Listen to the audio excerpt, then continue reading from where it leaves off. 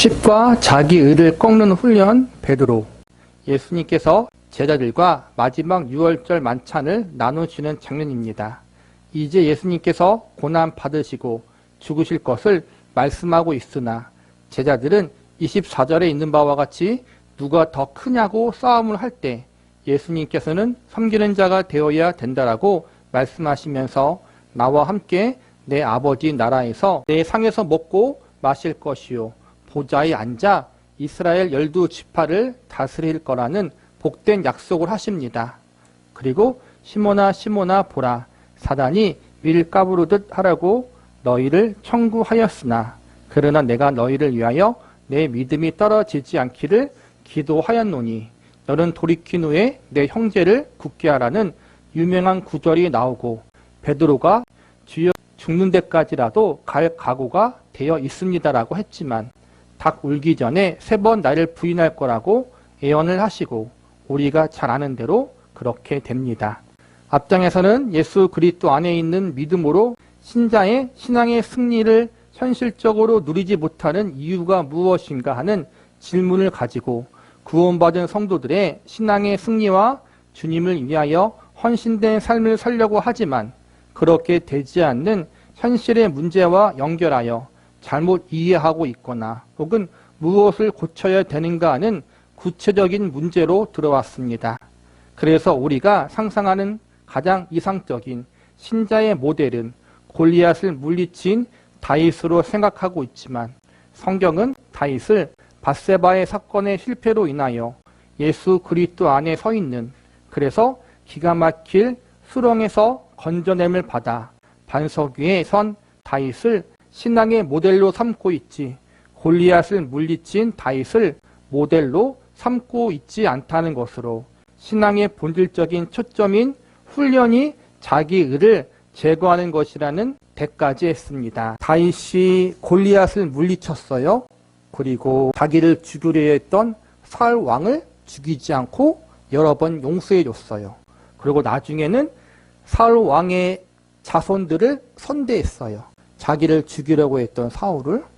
이렇게 다윗은 멋진 사람이었어요. 인격적으로 성품적으로도 훌륭했고 하나님을 믿는 믿음도 최소한 우리보다는 훨씬 더 좋았어요. 그런데 그렇게 믿음이 좋았던 다윗, 인격과 성품적으로 훌륭했던 다윗, 성경은 그 다윗을 우리의 모범으로 삼지 않고 오히려 밧세바 사건으로 인해서 무너지고 쓰러진 이후의 다윗의 모습을 우리에게 소개해주고 이것이 하나님께서 하나님 백성과 자녀들을 어떻게 대하시는가에 대한 가장 좋은 모범으로 다윗의 모습을 우리에게 소개해주고 있어요. 왜냐하면 믿음이 좋았던 다윗, 골리앗을 물리쳤던 다윗은 우리에게 있어서 훌륭한 믿음의 모범이 될 수 있어요. 골리앗을 물리친 다윗처럼 하나님만 의지하며 나아가면 우리는 승리를 할 수 있다. 여기까지만 배울 수 있어요. 그리고 우리가 할 것은 그런 다윗을 본받자, 열심을 가지자, 하나님 앞에 헌신하자. 여기까지는 갈 수 있는데 하나님은 여기까지만 우리에게 원하시는 것이 아니라 그 이상의 것을 원하시는데 그 이상의 것이 뭐냐면은 복음의 내용, 구원의 은혜가 무엇인지, 신자의 삶이 무엇인지를 더 깊이 알기를 원하셨다는 거예요. 그래서 그걸 알기 위해서는 실패를 알아야 돼요. 나의 한계를 알아야 된다는 거예요. 그래서 다윗에게 밧세바 사건을 통해서 넘어짐을 허락해 하시고 그걸 통해 다윗이 그동안 자기가 갖고 있던 나름대로 하나님을 위해서 열심을 내었던 그 의로움에 대한 모든 것을 다 꺾어버리셔요. 그 전까지 밧세바 사건 전까지는 하나님 저를 시험해서 저에게 악이 있나 한번 살펴보십시오. 그렇게 자신만만했던 다윗이었어요. 그런데 밧세바 사건 이후부터는 하나님 앞에 그런 말을 하지 못하고 단지 하나님의 은혜만 구하는 자가 되었다는 거예요. 내 의와 내 믿음을 자랑하는 자가 아니라 나는 하나님 죄인입니다. 내가 죄를 지어서 죄인이기도 하지만 알고 보니까 나는 원래부터 죄인이었습니다. 어머니 뱃속에서부터 죄인이었습니다. 그런 죄인이 하나님의 은혜가 아니면 살아갈 수 없음을 고백합니다. 이러한 자리로 이끄셨다라는 거예요. 그리고 그러한 자리에 왔을 때 하나님이 구원이 은혜 가운데 이루어지는 것인 걸 알려주셨고, 훗날 메시아이신 예수님을 통해서 인류를 구원하실 것이라는 복음의 내용도 알려주셨어요.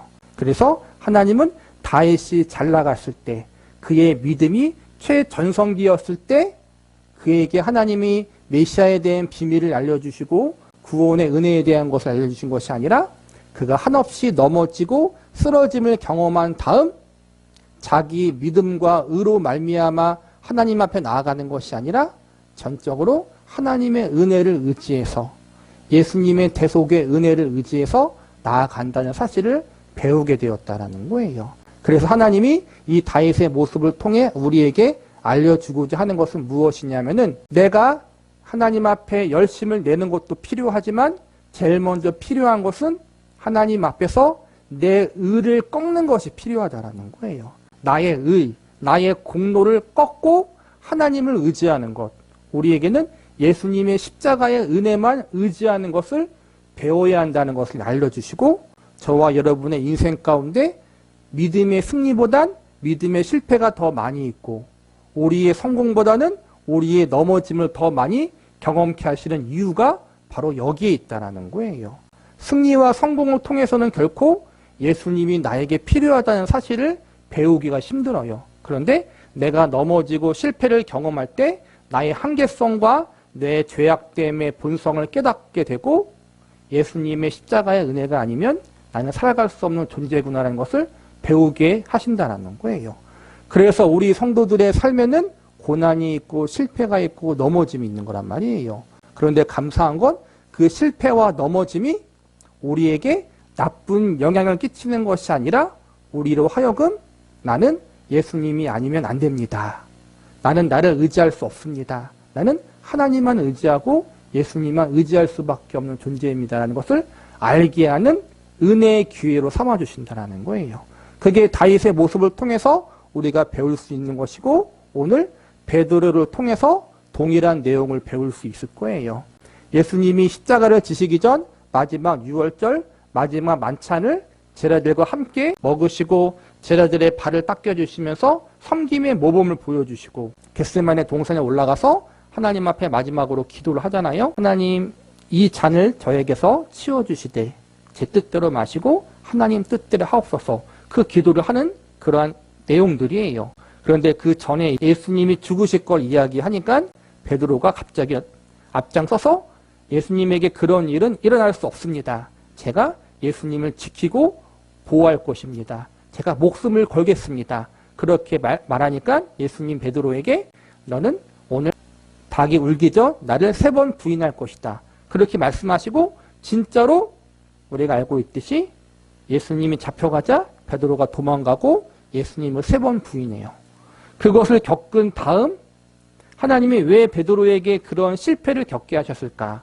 그 내용에 대해서 다윗과 동일한 그런 의미로 배우게 될 거예요. 신앙의 본질적인 초점인 훈련이 자기 의를 제거하는 것이라는 데까지 했습니다. 이 문제는 베드로와 또 다음 장에 생각할 바울에게서 두드러지고 너무나 분명하게 여러분에게 크게 도움이 될 줄로 믿습니다. 이제 예수님께서 우리를 위하여 죽으실 것이며, 예수님을 따르는 제자들은 하늘 보좌에서 이스라엘 12지파를 다스릴 약속을 받고 있는 이 시점에서 베드로에게 내가 닭 울기 전 3번 나를 부인할 것이라는 예수님이 이 지적을 받는 것입니다. 우리가 일반적으로 생각할 때 구원 얻기 전에 신앙이 무엇인지를 모를 때 죄짓고 사는 것에 대해서 크게 탓할 것이 없습니다. 그러나 예수님을 믿고 신앙의 길에 들어서고 무엇이 옳고 그른지를 알면 하나님을 아버지라 부르며 그분의 거룩하신 대로 부름을 받은 성도의 삶에 대한 소원을 가진 시점에서 하나님께서 우리에게 주셔야 하는 것은 분명히 신령한 능력이야 옳습니다. 그러나 여러 번 이렇게 언급한 것 같이 실제로 그 기대대로 성공한 신자는 없습니다. 뜻밖에도 하나님께서 우리를 거룩한 싸움에서 승리케 하지 않고 좌절을 맛보게 하십니다. 우리가 정말 하나님의 백성과 자녀라면, 우리가 예수님 안에 있다면, 우리 안에 성령님이 계시다면, 내가 하나님을 사랑하고 그분을 위해서 열심히 살고자 하는 그러한 선한 마음이 있는데 하나님이 우리에게 승리를 주시고 믿음의 성공을 주셔야 되는데, 믿음의 능력을 주셔야 하는데, 그렇게 하기보다는 우리에게 연약함을 허락하여 주시고 넘어짐과 실패를 허락하실 때가 더 많다라는 거예요. 믿음의 승리를 경험하는 것보다 믿음의 실패를 더 많이 경험케 하시고, 성공보다는 성공하지 못하는 것, 넘어짐을 경험케 하시고, 믿지 않는 사람들에게 오히려 웃음거리가 되게 하실 때가 더 많다라는 거예요. 능력을 받아서 내가 대단한 사람처럼 보여서 하나님께 영광을 돌리기보다는 오히려 세상에서 핍박받고 고난받고 무시당함으로, 야, 저 사람이 예수 믿는 사람 맞아? 교회 다니는데 왜 적골이야? 라는 그러한 말을, 그러한 부끄러운 말을 듣게 하실 때가 더 많다라는 거예요. 왜 그럴까? 우리는 그 부분에 대해서 고민을 많이 해요. 내가 믿음이 부족할까? 헌신이 부족할까? 뭔가 더 부족할까? 그렇게 고민을 하는데, 이것은 우리의 믿음이 부족하고 안 부족하의 문제가 아니라 하나님이 우리를 훈련시키는 하나의 방법이라는 거예요. 우리가 베드로를 생각할 때 예수님께서 우리를 위하여 십자가를 지실 것이요, 예수님을 따르는 자들에게 놀라운 보상을 해주시겠다는 그 약속에서 베드로의 충성심과 진심과 헌신에 대해 주님께서 어떠한 보상을 하셔야 옳다고 생각하십니까?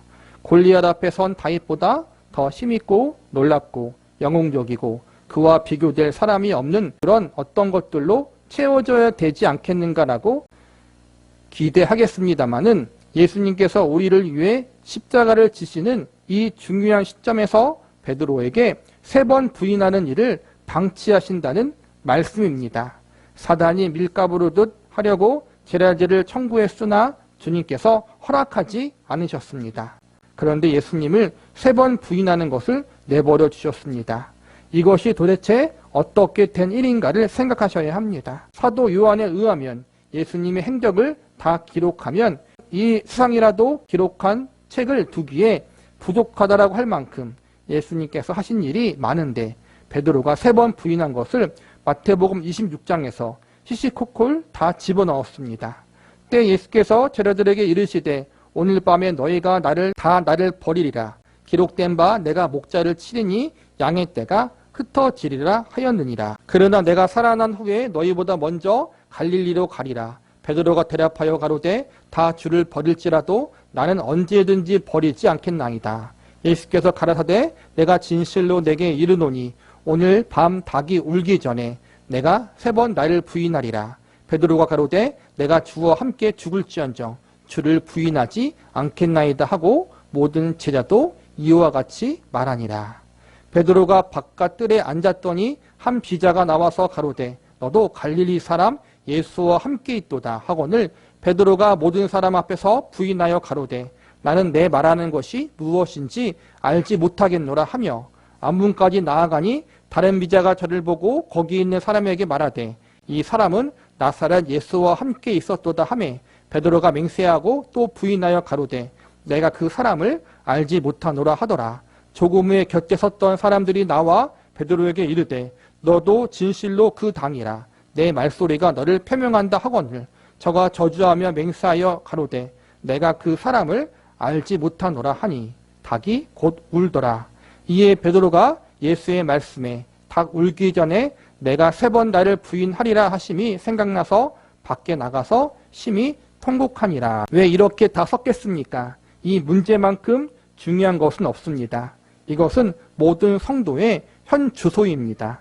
여러분 모두가 진심을 가지고 베드로의 이 신앙 고백을 수차례 하셨을 것입니다. 주를 위해서 제 인생을 바치겠습니다. 주를 위해서 제가 좋아하는 것을 외면하겠습니다. 주를 위하여 어떤 희생과 어떤 부름에도 응하겠습니다. 그리고 가장 사소한 데서 넘어집니다. 우리는 놀랍니다. 예수님이 제자들에게 너희가 나를 다 버릴 것이다 라고 그렇게 말하자 베드로가 제일 먼저 나서서 다 다른 사람은 버려도 예수님을 배신해도 나는 예수님을 배신하지 않고 목숨 걸고 지키겠습니다 라고 했는데 예수님이 3번 부인할 거라고 말했어요. 그리고 지금 나온 것처럼 그 예언이 이루어졌어요. 이걸 통해서 참으로 성경에 기록될 말씀이 많이 있는데 이 베드로의 실패를 이 복음서에 길게 기록한 이유가 있다는 거예요. 그 이유는 아까 말한 것처럼 하나님이 우리에게 성공과 승리라는 체험을 더 많이 경험케 하기보다는 넘어짐과 실패라는 것을 더 많이 경험케 하신, 허락하신 이유가 있다는 것을 알려주는 거란 말이에요.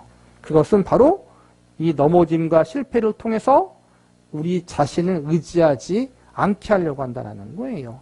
내 의가 드러나지 않도록 내 열심과 하나님을 향한 그 헌신과 순종이 내 의가 되어서 그것으로 말미암아 하나님께 무엇을 얻어내고 그것을 말미암아 하나님께 복을 얻어내고 능력을 얻어내는 것이 신앙생활이 아니라 하나님과 예수님 그분 자체가 내 믿음의 근원이고 승리의 근원이고 그분의 은혜가 아니면 나는 살아갈 수 없는 참으로 죄인이고 약한 인간이라는 것을 알려주는데 하나님의 목적이 있다는 거예요. 훈련의 목적이 있다는 거예요. 능력받아서 어떠한 성과를 이루는 것이 우리를 향한 하나님의 목적이 아니라 오히려 넘어짐과 실패를 통해 내 한계를 깨닫게 하시고 나의 죄성을 깨닫게 하심으로 하나님의 은혜를 더 의지하게 만드는 것. 이게 하나님의 교육 목적이라는 거예요. 우리는 그걸 잊어먹고 자꾸 어떠한 업적을 이루고 어떠한 성과를 이루는 것이 하나님을 기쁘게 해드리는 것처럼 생각할 때가 많이 있잖아요. 인간의 부모는 그럴 수 있어요. 인간의 부모는. 근데 하나님은 그렇지 않다라는 거예요. 창조주 하나님, 온 우주의 주인이신 하나님이 뭐가 부족해서 우리에게 뭘 요구하시겠어요. 저와 여러분이 하나님 앞에 헌신한다고 해서 저와 여러분이 하나님 앞에 얼마큼 작정하고 헌금한다고 해서 그게 하나님께 도움이나 되겠어요? 사실은 그게 아니라는 거예요. 하나님이 원하시는 건 저와 여러분 자신이 하나님 앞에 바르게 서는 것, 하나님을 바르게 알아가고 그분을 닮아가는 것을 더 원하시고 그걸 위해서 우리의 교만한 마음, 내 의가 자꾸 하나님 앞에 나오려고 하는 그런 마음을 철저하게 없애시는 것이 하나님이 우리에게 원하시는 것이고 그것을 위해서 하나님이 우리에게 인생 가운데 여러 가지 고난과 실패를 허락하신다라는 거예요. 베드로는 왜 울었습니까?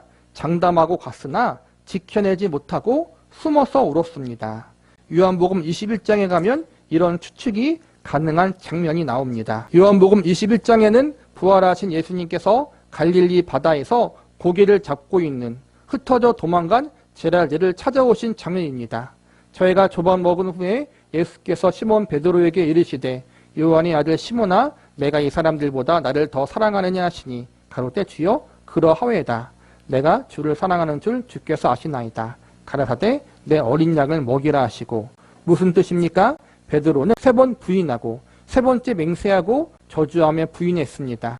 예수님께서 내가 이 사람들보다 나를 더 사랑하느냐 질문은 베드로의 장담에 관한 것입니다. 다 주를 버릴지라도 내가 주와 함께 죽는 자리에 가겠다는 장담이었습니다. 진심이었습니다. 그래서 통곡했습니다.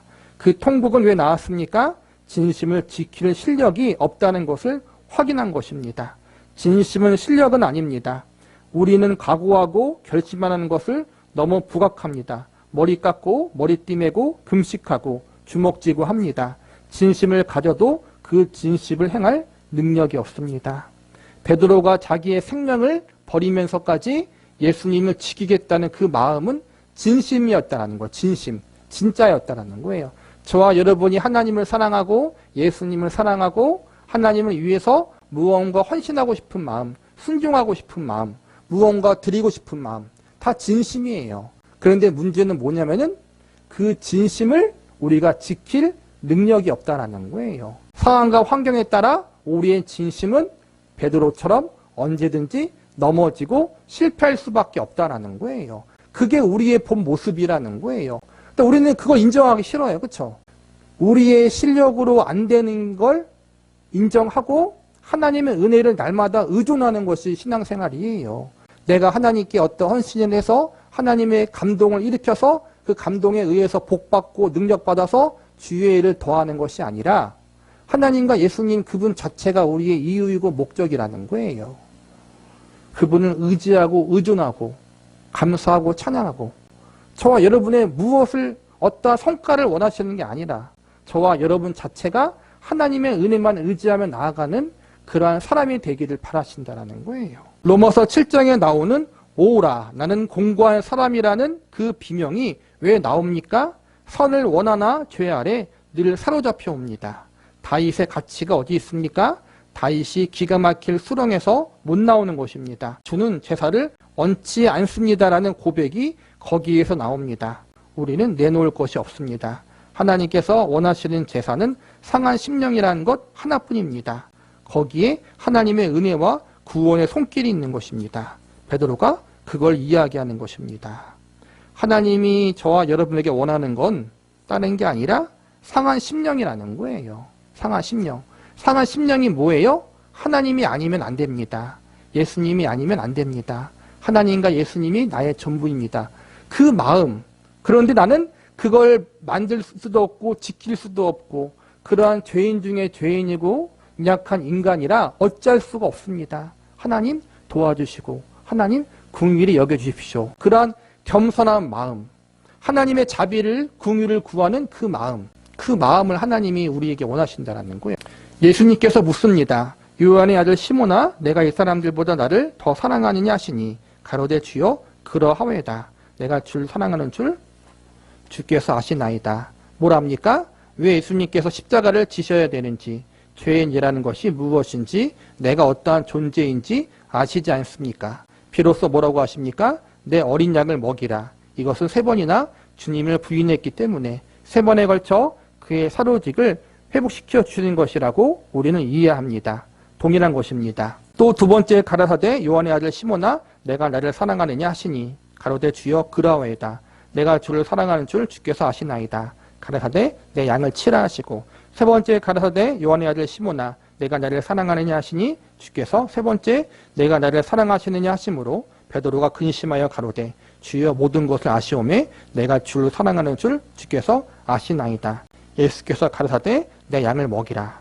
베드로는 영웅이 아닙니다. 베드로의 3번 부인이 가능한 의미를 아시겠습니까? 우리가 고백할 수 있는 것은 우리의 진심입니다. 그러나 진심이 있다고 해서 우리가 그것을 이루어내는 자는 아닙니다. 알게 하시는 분도 하나님이고 우리를 아는 것을 믿게 하시는 분도 하나님이고 믿는 것을 이루시는 분도 하나님이십니다. 굉장히 중요한 일로서 이걸 놓치면 우리는 결심하고 고백하고 노력하면 된다는 무속신앙에 빠지게 됩니다. 우리 안에는 지식도 없고 능력도 없고 무지하여 부패했습니다. 그리고 무능합니다. 우리를 힘 있는 자로서 신앙적으로 승리하는 자로 만드시지 않고 능력까지도 주님께 의존해야 된다는 것을 배우도록 하는 하나님의 손길 아래 있다는 것을 놓치게 됩니다. 우리의 진심과 열심이 필요 없다는 것이 아니라 그 진심과 열심으로 끝나서는 안 된다는 거예요. 진심과 열심이 있으면 하나님이 그것에 감격해서 우리에게 능력을 주셔서 그 능력을 받아서 하나님의 일을 하는 게 아니라 진심과 열심을 가지지만 내가 그것을 이루어낼 수 없고 오직 하나님만 그 모든 걸 하실 수 있습니다. 능력을 받아 하는 게 아니라 능력 자체가 하나님과 예수님께 있다는 것을 알고 그 예수님을 의지하며 나아가야 된다는 거예요. 작은 차이인 것 같은데 그 차이가 정말 우리로 하여금 우리를 교만하게 만들 수도 있고 또 내 의를 내세우게 할 수도 있고 반대로 그 작은 것 하나가 내 의를 내세우지 않고 하나님만 바라보게 하는 것일 수 있어요. 신앙생활을 할 때 보면 교만한 사람이 은근히 많아요. 그렇죠? 목회자도 마찬가지고 사실은 사역자도 마찬가지예요. 능력이 더 많다고 얘기하지만 그 능력을 자랑하는 사람이 참 많아요. 내가 자랑이 된다라는 거, 내가. 하나님은 그게 아니라는 거예요. 우리의 자랑은 하나님과 예수님이에요.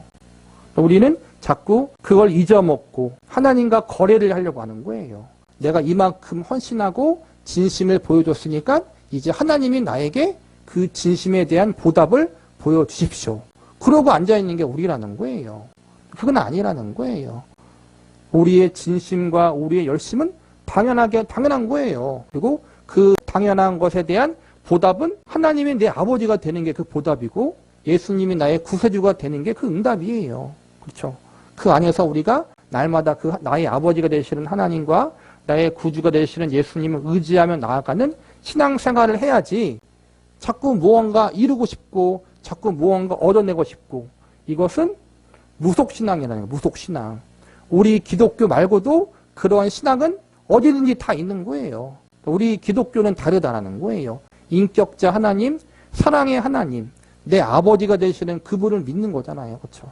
우리는 더 열심히 하고 더 헌신하고 그걸 부추기는 신앙이 아니라 나의 그 모든 걸 하나님 아버지여 예수님께 드려도 아깝지 않고 그 드리는 것이 드리는 것으로 말미암아 무언가 받지 못해도 그냥 감사하는 신앙, 그리고 그 하나님이 나의 전부가 되는 신앙, 그 하나님의 은혜를 의지하며 날마다 심령이 가난한 그 마음을 갖고 감사함과 찬양함으로 나아가는 신앙, 그 믿음과 신앙이 우리에게 필요하고 그걸 알려주시기 위해서 하나님이 우리에게 연단과 고난을 허락하신다는 거예요. 내 의를 꺾는 훈련을 우리의 삶 가운데 이루어 나가신다는 거예요.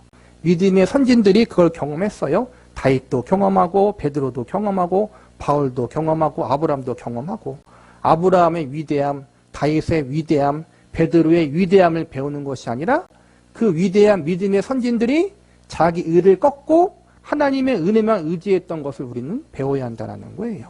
저와 여러분 모두 저와 여러분의 의와 공로를 꺾고 내세우지 않고 오로지 하나님의 은혜만 의지하며 감사함으로 살아갈 수 있는 저와 여러분이 되기를 바라겠습니다. 하나님께서는 우리의 진심을 그냥 받으시는 것이 아니라 진심을 이룰 힘이 없는 것까지 꼬집고 들어오시기 때문에 우리가 한 고백과 헌신과 열심과 충성들이 늘 물거품이 되고, 아니 그런 고백을 한 자로서 부끄러운, 오히려 순전히 죄인들이 저지르는 실패까지도 가는 현실에 대하여 놀랍니다. 왜 그렇습니까? 베드로의 이 회복, 즉 너는 돌이킨 후에 내 형제를 굳게 하라. 무엇을 깨우쳐야 됩니까? 우리에게는 처음부터 끝까지 하나님의 은혜가 필요한 것입니다. 베드로에게 훈련시킨 것과 동일한 것을 모든 성도에게 훈련시킵니다. 뭘 훈련시킵니까? 우리에게 필요한 것은 진심이 아니며 열심이 아니며 오직 주님께 매달리는 것입니다.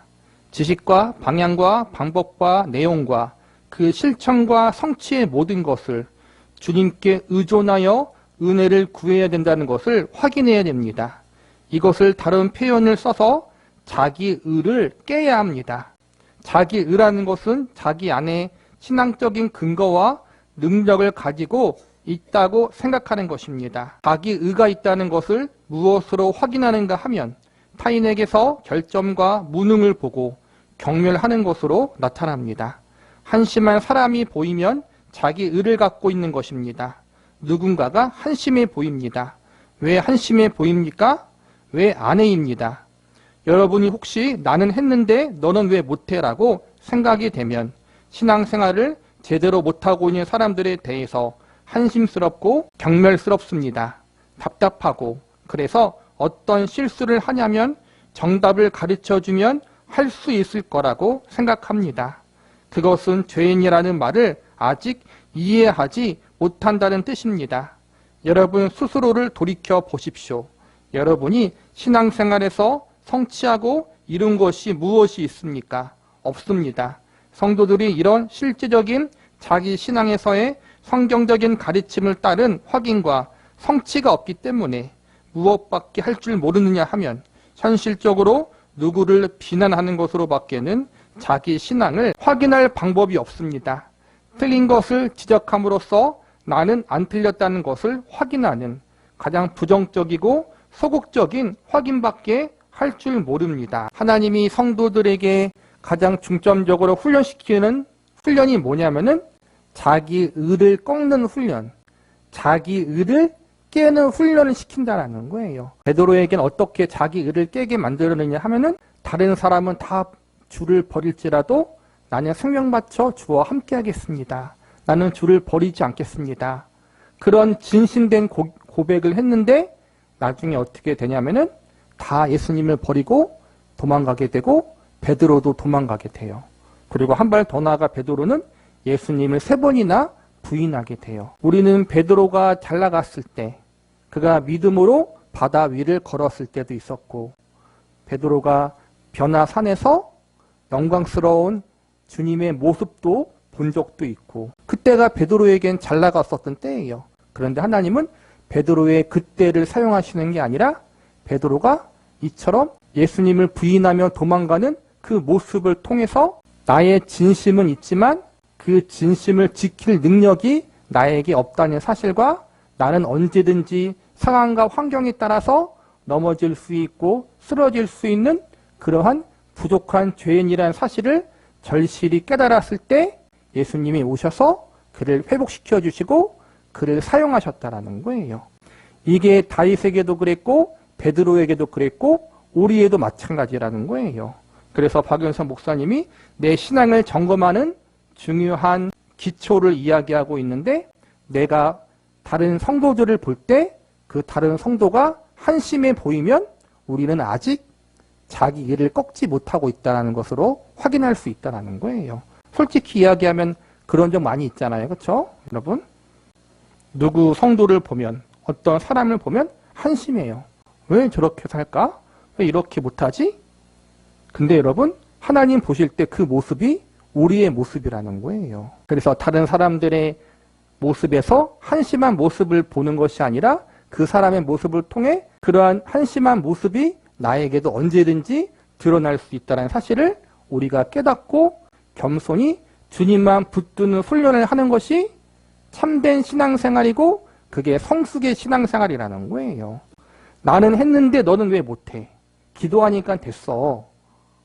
이러지 말자라는 거예요. 우리는 우리의 삶 속에서 우리의 의를 깨트리는 것, 자기 자랑, 자기 중심, 자기 교만을 철저하게 깨트리시는 하나님의 손길, 예수님의 손길에 우리를 맡길 수 있는 사람이 되어야 해요. 근데 그게 쉬운 게 아니에요. 그렇죠? 쉽지 않아요.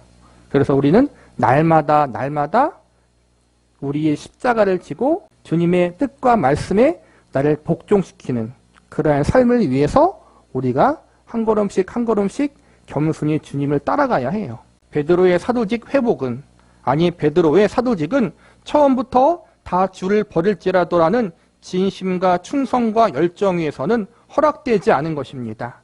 무슨 기준 위에서만 허락됩니까? 자신을 부인하고 주님만을 근거로 하는 신앙 위에 허락되는 것입니다. 여러분의 신앙도 하나님께서 제일 먼저 해야 되는 것도 여러분의 진심을 받아서 무슨 일을 해내는 것이 아니라 여러분에게서 여러분이 근거가 되고 여러분이 이유가 되는 것을 제거하고 그리스도만이 이유와 근거가 되는 작업을 하셔야 되며 그래서 여러분의 신앙 현실 속에서는 여러분이 열심을 내고 고백을 하면 할수록 오히려 더 실패하는 절망만을 경험으로 갖게 되는 것입니다. 절망하게 된 이유는 여러분이 자신을 근거로 하여 나갔다가 무너졌기 때문입니다. 마태복음 5장에 가봅시다. 심령이 가난한 자는 복이 있나니 천국이 저희 것이며 애통하는 자는 복이 있나니 저희가 위로를 받을 것이며 온유한 자는 복이 있나니 저희가 땅을 기업으로 받을 것이며 의에 줄이고 목마른 자는 복이 있나니 저희가 배부를 것이며 긍휼히 여기는 자는 복이 있나니 저희가 긍휼히 여김을 받을 것이며 마음이 청결한 자는 복이 있나니 저희가 하나님을 볼 것이며 화평케 하는 자는 복이 있나니 저희가 하나님의 아들이라 일컬음을 받을 것이며 의를 위하여 핍박을 받는 자는 복이 있나니 천국이 저희 것임이라. 여러분이 잘 아시는 팔복입니다. 이 팔복은 이렇게 하면 복을 받는다라는 조건이나 방법을 이야기하는 것이 아니라 복 받은 자의 증상을 논하는 것입니다. 복 받은 자의 증상, 이 증상이 나타나면 너는 복을 받은 사람이며 심령이 가난하면 그것이 복 받은 증상, 즉 복을 받은 사람이란 것입니다. 심령이 가난하다는 것은 무엇입니까? 아이고 하나님 나는 왜 요 모양 요 꼴입니까? 이것이 심령이 가난한 것입니다. 나는 나의 영적인 필요에 대해서 내 안에 아무것도 가진 것이 없고 만들어낼 수 없다는 것을 인정하는 것이 바로 심령이 가난한 것입니다. 겸손하고 겸양하고 온유하고 이러한 것을 이야기하는 것이 아닙니다. 자신이 파산했다는 것을 아는 것과 내 영적인 필요와 내 영적인 소원에 대하여 내가 가진 것으로 채울 수 없다는 것을 아는 자의 비통함을 말합니다. 신앙의 정당한 과정을 거치면 성도들이 겪는 신앙상의 현실이 어떤 것으로 감각이 되느냐 할 때 심령이 가난하는 것을 절망으로 감각되는 것이 원칙이라는 말입니다. 기구만장하지 않습니다.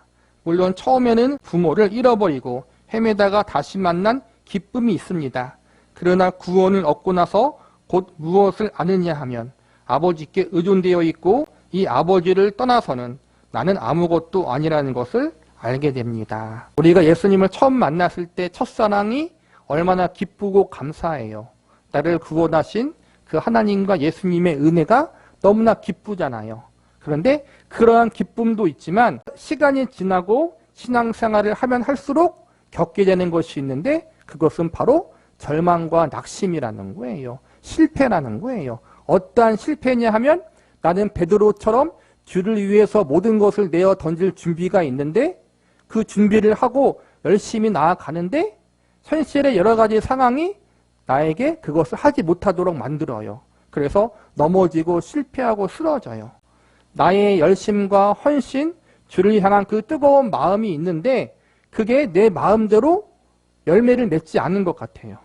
넘어지고 쓰러지고 실패를 경험함으로 내가 참 무엇인가라는 생각을 해요.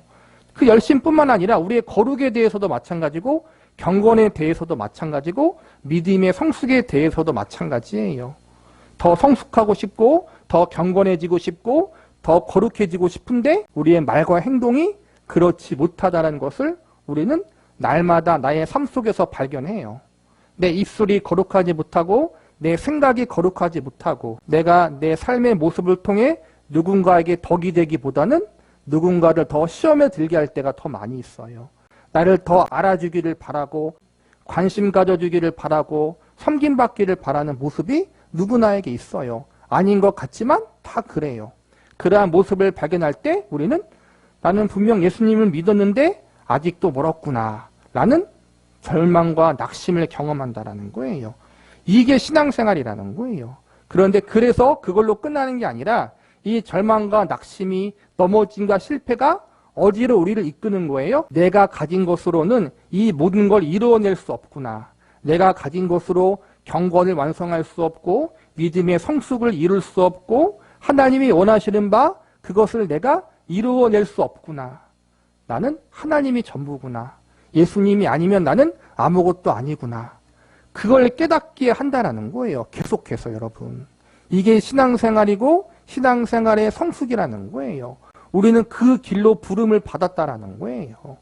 여러분이 신앙생활을 더 열심히 하고 싶고 주님을 더 깊게 알고 싶은데 그게 마음껏 안 돼서 실망하고 믿음의 회의가 들 때가 있잖아요.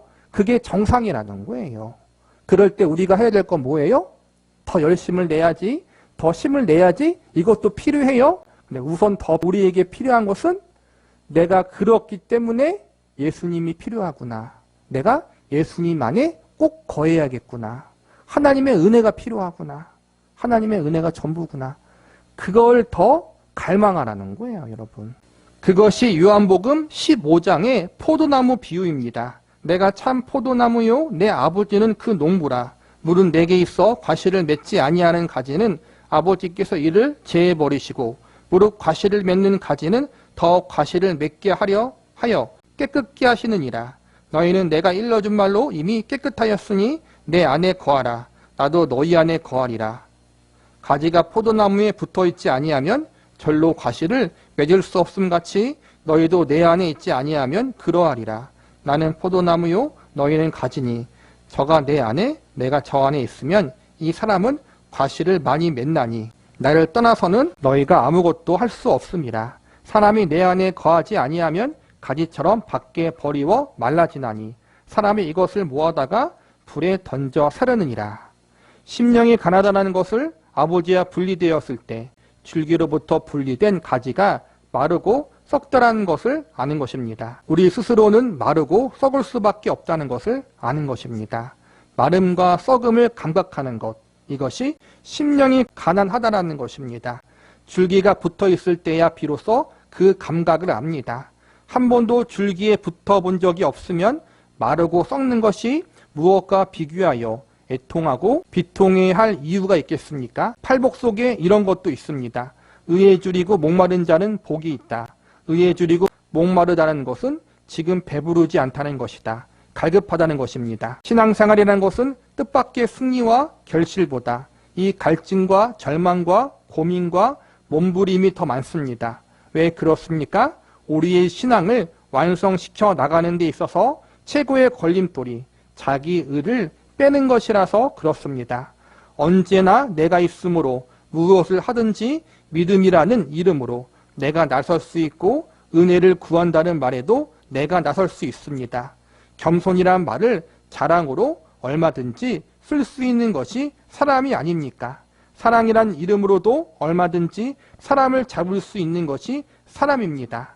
죄인이 뭔지, 예수 그리스도께서 왜 십자가를 지셔야 되는지, 구원 얻은 하나님의 백성에 다는 것이 무엇인지를 가르치고 설명하는데도 현실적으로 이것을 놓치고 있는 일이 얼마든지 일어납니다. 이것을 놓치지 마십시오. 우리의 입술로는 하나님의 은혜를 이야기하고 하나님의 사랑을 이야기하고 하나님의 은혜에 대한 찬양을 부를 때 눈물을 흘리고 그렇게 손을 들고 찬양하지만 내 의와 내 자랑과 내 교만을 꺾지 못하고 있을 때가 더 많이 있다는 거예요. 예외가 없다는 거예요. 한번 내 의를 꺾었다고 해서 끝나는 게 아니거든요.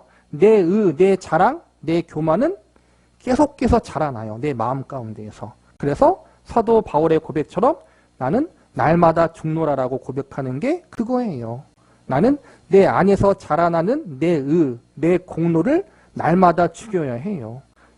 내 의를 날마다 죽인다는 것은 날마다 매 순간마다 하나님이 필요하다는 사실을 고백하고 인정하는 거란 말이에요. 우리는 사랑이란 이름으로 하나님의 은혜라는 이름으로 누군가를 정죄할 수 있고 누군가를 판단할 수 있고 누군가를 죽일 수도 있다는 거예요. 잘못된 말이 사람을 죽일 수도 있겠지만 옳은 말도 사람을 죽일 수 있어요. 바리새인들이 그랬잖아요. 그들이 하는 말은 거의 틀린 게 없어요. 그런데 그 마음의 동기가 잘못되었고 사용하는 것이 잘못되었기 때문에 하나님의 거룩한 율법을 가지고 자기 의를 자랑하고 상대적으로 그렇지 못한 사람들을 정죄하는 데 사용했잖아요. 우리도 그럴 수 있다는 거예요. 이런 점을 조심하라는 거예요. 우리가 예수님 안에 붙어 있으면 예수님이 포도나무고 뿌리고 우리는 거기에 붙어 있는 가지예요. 가지가 붙어 있으면 되는 거예요. 붙어 있지 않으면 메마르게 되고 썩게 돼요. 우리는 예수님 안에 붙어 있는 사람들이 되어야 해요. 붙어 있는 사람. 내가 무엇을 열매를 맺으려고 하는 게 아니라 예수님 안에 붙어 있고 예수님 안에서 정말 그분을 갈망하고 그분을 간절히 바라는 마음으로 살아간다면 저절로 우리의 삶 가운데 열매가 맺히게 되는 거란 말이에요. 그 열매가 우리가 바라는 어떤 성공적인 걸 말하는 게 아니라 정말 하나님을 더 사랑하고 알아가고 닮아가는 그런 거란 말이에요. 성령의 열매가 육적인 것이 아니라 전부 다 예수님의 인격과 성품에 관한 것이잖아요. 그러니까 우리는 그것을 놓쳐요. 자꾸만. 능력만 따져요. 능력을 달라. 권능을 달라. 성령의 열매를 다 보세요. 여러분. 예수님의 성품이에요. 저와 여러분이 예수님만에 붙어 있으면 그 성품을 닮아가는 열매를 맺게 되는데 그게 단번에 되는 건 아니에요. 그렇죠? 아까 말한 것처럼 많은 낙심과 많은 실패와 많은 시행착오를 겪으면서 나를 날마다 죽이면서 나는 하나님이 아니면 안 됩니다. 예수님의 은혜가 아니면 안 됩니다라는 고백을 날마다 올려드리면서 조금씩 점진적으로 나아가다 보면은 조금씩 우리 안에 예수님을 닮아가는 성령의 열매가 맺게 되는 거란 말이에요. 하나님이 우리에게 믿음을 훈련시키는 장소는 여러분의 삶의 자리예요. 있지 않은 가족이 나를 연단시키는 도구예요. 거기서 우리는 나의 한계성을 깨닫고 주님을 날마다 의지하며 나아가는 사람들이 되어야 해요. 예수 그리스도 앞에 우리가 어디로 가야 될지, 무엇을 해야 될지, 어떻게 해야 될지를 힘을 주시고 알게 하시고 믿게 하시고 소원케 하신 것을 이루게 하실 은혜를 베푸사 그리스도께서 늘 나를 장악하시고 붙드시고 놓지 말아 주십시오라고 하루 종일 울부짖어야 합니다. 잠깐 넋을 놓으면 우리는 자기에게로 돌아와 있고 자기 의와 자기 기준과 자기 자랑 속에 살게 됩니다. 그럴 때 우리는 예외 없이 실패합니다. 신앙은 결국 이 싸움이 가장 큰 싸움입니다. 이 울부짖음, 이 안타까움, 이 죄인들의 속성에 대하여 다윗이 뭐라고 합니까? 눈물로 침상을 띄웠습니다. 이런 고백이 다윗에게만 일어나고 이런 아픔이 베드로에게만 일어난 것이 아니라 우리 모든 성도에게 당연히 일어나는 일이요, 겪어야 하는 일이요, 믿음으로 극복하고 반드시 예수 그리스도 안에서 정답을 가져야만 하는 문제일 것입니다. 여러분 모두가 이 문제에 대하여 더 깊은 성경의 가르침에 대한 올바른 믿음과 해결책을 가지고 알게 된 것을, 믿게 하는 것을 여러분에게 결실키 위해서 더 많이 노력하셔야 합니다. 더 많이 무릎 꿇어야 합니다. 더 많이 은혜를 구해야 합니다. 예수님이 바로 이 일을 위해서 죽으셨습니다. 우리가 노력하지 말라는 게 아니에요. 결론이 나오잖아요. 노력해야 되고 열심을 내어야 하고 날마다 무릎을 꿇어야 해요. 근데 그 노력과 열심이 나의 의를 세우는 것이 아니라, 나를 드러내는 것이 아니라 내가 하나님 앞에 나를 쳐서 복종시키는 열심, 하나님의 은혜를 갈망하는 노력, 하나님을 더 의지하는 열심, 그것이 우리에게 필요하다라는 거예요. 하나님의 은혜를 더 의지하고 더 무릎 꿇고 더 날마다 예수님 안에서 나를 죽이는 훈련을 하면 할수록 겸손해질 수밖에 없고 할 말이 없어진다라는 거예요. 우리는 그런 훈련을 해야 되고, 또 하나님이, 예수님이 우리의 삶 가운데 그 훈련을 시키고 있다라는 거예요. 하나님의 백성의 이름으로 사는 모든 신자된 마땅한 반응과 마땅한 충성과 마땅한 승리를 위하여 자기를 쳐서 복종시키는 이 싸움을 여러분은 평생 동안 해야 합니다. 그것이 신앙의 완성을 향해 나아가는 어떤 사람도 예외가 없는 보편적이고 유일한 코스입니다.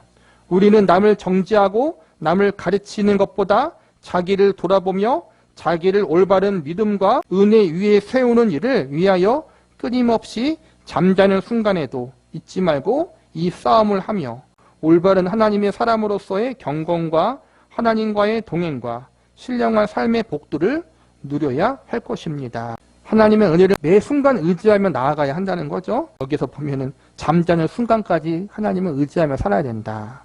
매 순간, 매 시간, 매 초간 우리는 그렇게 살아야 한다는 거예요. 율법주의보다 하나님의 은혜와 사랑에 사로잡힌 사람이 더 괴로울 때가 있어요. 율법주의는 율법의 형식만 지키면 되는 것 같지만 하나님의 법, 예수님의 본질의 법은 마음의 법이기 때문에, 마음을 보시기 때문에 형식적인 것으로 끝날 수가 없거든요. 형식적으로는 주일날 예배 나와서 잘 거룩하게 드리고 겉으로 볼 때에는 기도하고 말씀 보는 것 같은데 우리가 우리의 마음을 알잖아요. 그렇죠? 온전히 하나님을 향해 있지 못하는 우리를 알잖아요. 매 순간 하나님을 향해 있지 못하는 우리의 본 모습을 알잖아요. 우리는 그것조차도 하나님 앞에 회개하고 정말 주님 앞에 무릎 꿇고 주님 앞에 용서를 구해야 돼요. 그러나 그것이 또 우리에게 절망으로 끝나는 것은 아니에요. 우리의 못남을 고백하며 주님의 은혜를 의지하며 나아갈 때 하나님은 나의 부족함과 나의 못남보다 더 큰 은혜와 사랑을 부어주시고 나의 모든 걸 덮어주시는 풍성한 사랑을 주시거든요. 정말 나는 답이 없는 인간이고라는 것을 늘 깨닫고 예수님이 답이고 예수님이 구원이고 예수님이 전부다. 이 사실을 정말 마음속, 영혼 속 깊이 잊지 않고 새기는 시간들이 되어야 해요. 그렇게 새기고 그렇게 의지하며 나아가도 우리는 틈만 나면 교만해지는 인간들이기 때문에 정말 예수님이 아니면 안 됩니다. 라는 이 오늘 배운 말씀, 하나님의 은혜가 전부고 예수님이 내 인생의 정답이다라는 사실을 우리의 마음속 깊이, 나는 나에게서 어떠한 자랑거리를 드러내거나 찾아낼 수 없다는 사실을 늘 기억하면서 주님만 의지하고 주님만 바라보는 저와 여러분이 되시기를 바라겠습니다.